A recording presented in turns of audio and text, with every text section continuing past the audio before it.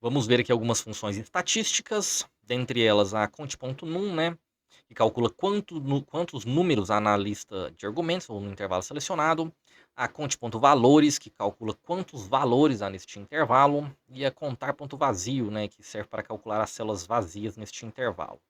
Vamos ver elas aqui. Tá, vamos começar pela sintaxe, né? Para mim chamar essa função, né? Eu vou colocar aqui o conte.num, lembrando que em português você tem que colocar o acento, né? Se você declarar sem o acento não vai funcionar. E eu tenho aqui, dentre os argumentos, né, um deles, o valor obrigatório, eu preciso selecionar pelo menos uma célula, né? E eu posso selecionar até 255 itens aqui, ou células, né, para utilizar essa função. Aqui no exemplo, tenho alguns dados aqui aleatórios, né? A forma que a gente vai utilizar e vamos ver aqui na prática com esse resultado. Vou chamar aqui a função continue. Lembrando que aqui, se eu digitar sem o acento, você vai ver que a função não executa. Eu tenho que chamar ela com o acento. Vou selecionar um intervalo de desejo. E vamos ver o que aconteceu. Neste intervalo aqui que eu selecionei, ela está contando duas células. Quais são essas duas células? As duas numéricas, né? O 19 e o 22.24. No caso, as células com texto ou data, ela não conta. Ok? Seguindo aqui para conte valores, a sintaxe similar à anterior, né? O primeiro argumento é obrigatório, o que eu preciso contar.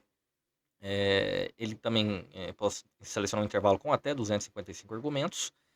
E vamos ver a utilização. Mesmo exemplo aqui, vamos chamar aqui a função conte valores. Vou selecionar um intervalo de desejo e vou executar ela aqui. Neste intervalo específico aqui, ela está contando 5 valores. Então percebe que ela contou tanto a data, o número, os elementos de texto, né? Então ela conta qualquer célula que tenha algum caractere nela. E por último, a contar vazio, né? Eu preciso de toda forma selecionar algum intervalo, né? Então aqui não tem o limite de intervalo dela, mas acredito que seja o mesmo intervalo, 255. E utilizando ela aqui no exemplo, né? Vamos chamar aqui a conte valores, a contar vazio.